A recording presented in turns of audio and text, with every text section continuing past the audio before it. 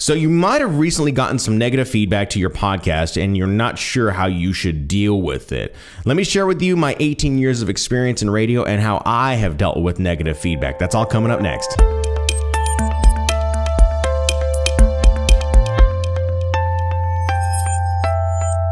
Hey there, podcaster. My name is the Shannon, radio broadcaster, podcaster, and podcast producer. And today's video is powered by Agora Pulse. If you're looking for a way to share out your podcast socially and on automation, but do it effectively without making it look like it's automated, Agora Pulse is your answer. And of course, today's video is brought to you by my podcast, The Swing Shift Side Hustle. You can go check it out. It's available in Apple Podcast and in iTunes. Go give it a listen. It's for creatives just like you who are on the path to creating better content, but getting that inside story just a little bit. Today, we're talking about negative feedback and how podcasters deal with negative feedback. And as I mentioned in the intro, I have been dealing with negative feedback for the last 18 years in radio. And I will tell you this right now, it's just a nonstop thing. It just happens. I have kind of tamped it down just a little bit as far as the people who come in and they give negative feedback. But for the most part, in the beginning of my career in radio, I was really cultivating a group of individuals that were more susceptible to leaving negative feedback. So before we jump into that, I think what we should talk about and define first are the two types of feedback that I guess are by my standards, the way I have looked at it. All right. You have the first one, which is basically called constructive criticism. And constructive criticism really are these people who come in and they say, oh, maybe you need to speak a little slower. It might help deliver blank, blank, blank, blank, blank. Or maybe you need to speak a little faster. Or, maybe you need to put that ring light behind you and face it to the wall. These are people who they want to be constructive and help you see you succeed. And I get that. And not all of the time is their feedback the best, but they are doing it with an honest and they're doing it honestly, and they're trying to just help out. And I do get that. So how you respond back to people who are giving constructive feedback is you respond back to them on your blog, in the comment section, or maybe on YouTube, or however you are communicating with your audience. And you kindly respond back and say that you're going to take their recommendations into consideration. Now, it doesn't mean that you have to put everything into action, because ultimately at the end of the day, what you have to remember is that when you create a podcast, you should know what the ultimate goal is of the podcast. What is the outcome that you want from your podcast? Do you want people who are dealing with the same medical condition and you're trying to provide that information to them? And then you get the one person who comes in and says, you shouldn't really focus on your diet and nutrition. Maybe you should take more medication that will help solve this problem. You can always go into the comments and say, well, studies have shown that blank, blank, blank, blank, blank with, fresh foods and whole foods really help with this condition. And in combination with the medication, it might help out. But I will take this into consideration and I'll take it to a nutritionist and my doctor and see what we can come up with. And you can create a constructive conversation within the comments of your podcast blog or your YouTube comments or wherever you are communicating with your audience. Maybe it's on Instagram, could be there. Okay. So try to make sure that you're creating some type of constructive criticism. Don't take it too hard. Take it with a grain of salt. All right. Sometimes you could put that into action. Sometimes you don't have to put it into action. Now, sometimes you're going to get people who offer up destructive criticism. And we all know basically who these people are. These people are haters. They are trolls. They are people who are looking to get a rise out of you. And don't feed the trolls. Don't take the bait on these people. Sometimes people like the haters or the people who are just looking to be mean in the YouTube comments, if they don't add any value, if they're not trying to help solve a problem, if they're not trying to add entertainment value, there certainly is a way to add entertainment value without being mean. If they're not adding any of that, you can block them on your profiles. Now, whether you're creating a type of, a blog post for your podcast, I would recommend that you use the plugin Discuss for your comments, because it makes it way easier to moderate your comments if someone comes in and gives a really negative comment about your podcast. Now, let's say someone leaves a negative review on your podcast in iTunes. You have to kind of leave those. Those are there. But if you're providing value and you have 25-star ratings and reviews in iTunes, and then you got the one that is like bad, just leave the one, and you're probably going to end up getting the one bad review, because there are just people out there that are like that are mean-spirited. But if you're making an effort to build a community around comments and they're saying that they don't like how you sound, they don't like the way your face looks, and I mean, believe me, these are some of the comments that I have gotten in the past whenever I've been in radio. I've gotten, "You need to cut your hair, hippie. You look like a hippie and you don't belong on the camera." I've heard, "Your hair is too gray in your beard, but why is it too dark on the top of your head?" I've heard, "You're overweight, you're fat." I've heard just a number of very mean-spirited comments, and these people just need to be blocked. You don't need to feed them. Block them and report them, because now in most platforms you can block people and report them for abuse. All right, so make sure that you're looking into the settings of your discuss settings, and even on your YouTube channel or whatever you're deciding to do to promote your podcast. Make sure you know where you can report people and get them banned, and ban them from your website. They don't deserve to be a part of your community, because if they're a part of they're trying to bring you down. Delete them, get rid of them. All right.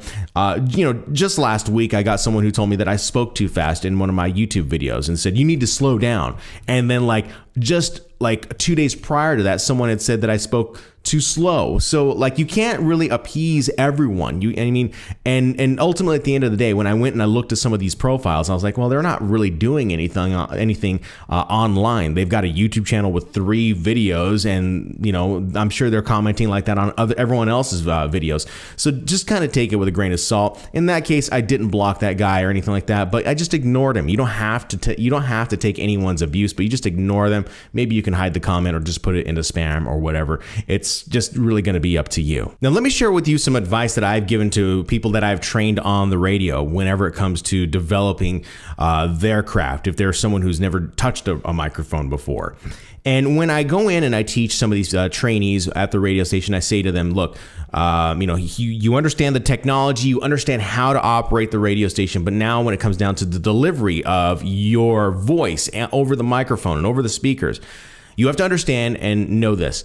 You create what you cultivate. So in other words, if you are creating on the air content that is going to bring in people who are passionate about music, and they're passionate about the music news, and they're passionate about building a community, those are the people that you're going to get in return. But if you are creating negative content, you're creating content where you are making fun of other people, you're bad mouthing other people, that's what you're going to get in return, and people are going to do that. And the times that you're going to need them the most, they may not be there for you all the time. I'm not going to say that isn't the case all the time, but that is usually, in my experience, what has happened. In the beginning of my radio career, I did that, and when I needed those people the most, they didn't follow through and help me out. So just be careful. You create what you cultivate. So understand what you are cultivating throughout your podcasting journey will come back to you later on down the line. What I think is important for you is that you should continue to develop your own style of podcast and not worry about what other people think. If you have that goal in mind, you need to keep going and pushing forward to that goal, all right? You've got to remember, it's a competition against yourself. It's not a competition against other people. If you have a goal in mind with your podcast, what you want to do, your competition is whether or not you can keep that podcast going for months and months and months at a time. It is a hard thing to do with podcasting. So make sure that you are competing against yourself and not listening to too many people who are giving you the negative feedback. Go forward and develop and build something that is worth people's time so they can come back and say, I am just like you. I understand where you're coming from. And I want to remind you, as I always remind you, any insecurities that you have about yourself, your voice, your looks, the way your skin looks, the tan, doesn't matter. The way your podcast sounds doesn't matter. Go ahead, move forward, and realize this. Realize that you are probably doing way more than the person who is being highly, highly hypercritical of anything that you are doing.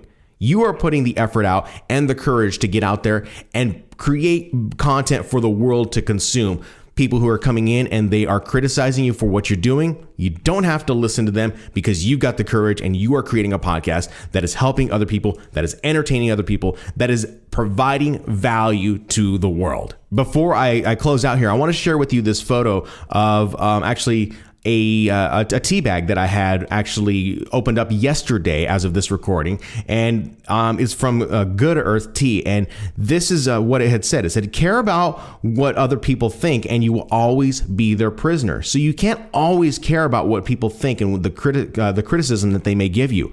If you have a goal in mind, you've got to move forward with it, because that is where dreams come true, is if you are persistent and consistently put out great content, you will see a reward down the line. It happens almost every time if you are working hard at it. I promise you this. There's some parts in this video that I didn't mention that can actually be found in the blog post over on my website at theshanman.com. Link is in the description below if you want to go check it out. And of course, there is a book that I mentioned in the blog post. I'll just mention it here for you too, but if you want to go check it out and get the link there, it is called Hug Your Haters by Jay Baer. And it's really a book about customer service and how when people are online and they're throwing shade at you for the most part, and how you can turn those fans basically around to becoming, or not really fans, how you can turn those people from haters into fans. You don't have to turn every hater into a fan, but one way to diffuse a situation is by basically embracing the people who are hating on you. So that's a really good book that I think that you should go check out. If you like this video, go ahead and do me a favor, leave a thumbs up for it down below, and of course, make sure you subscribe and hit that bell button so that you can get notified when I drop a brand new podcast. And of course, next week, I'm not too sure if I will be dropping a brand new video, because in America, it is going to be Thanksgiving, and I'm kind of behind since I did these interviews for a podcast this last week, and I'm kind of behind, and I haven't been able to really get myself back on schedule. But if there is a video, you will know, and that's why that bell is important, because you'll know